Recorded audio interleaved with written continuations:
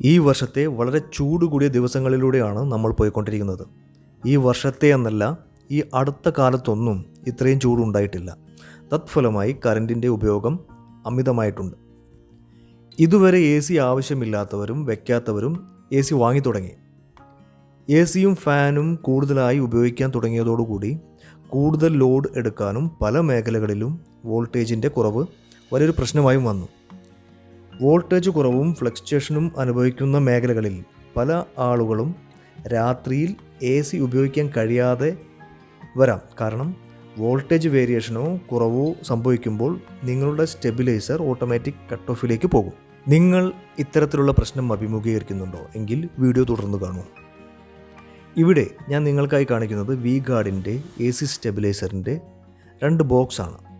ഇതിൽ ഈ കാണുന്ന സ്റ്റെബിലൈസർ ഞാൻ കണക്ട് ചെയ്തപ്പോൾ ഞാൻ ആദ്യം വിവരിച്ച ഇഷ്യൂ ഫേസ് ചെയ്തു.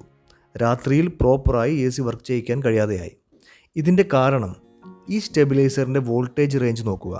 170 to 270 വോൾട്ട് ആണ് ഇതിൽ മെൻഷൻ ചെയ്തിരിക്കുന്നത്. അതായത് വോൾട്ടേജ് 170യിൽ താഴെയോ 270യിൽ മുകളിലോ പോയാൽ കട്ട് ഓഫ് ആകും. ഇനി നിങ്ങളുടെ ഏരിയ വളരെ വോൾട്ടേജ് കുറയുന്ന ഏരിയ ആണെങ്കിൽ, അതായത് 170 വോൾട്ടിലും താഴെയാണ് എങ്കിൽ നിങ്ങളുടെ എ സി ഓൺ ആകണമെങ്കിൽ 170ക്ക് മുകളിലേക്ക് വരണം. അപ്പോൾ നിങ്ങൾ ആദ്യം മനസ്സിലാക്കേണ്ടത് നിങ്ങളുടെ ഏരിയയിൽ അഥവാ വീട്ടിൽ വോൾട്ടേജ് എത്ര വരെ താഴുന്നു എന്നാണ്. അതിനനുസരിച്ചുള്ള വോൾട്ടേജ് റേഞ്ച് ഉള്ള സ്റ്റെബിലൈസർ വാങ്ങാൻ ശ്രദ്ധിക്കുക.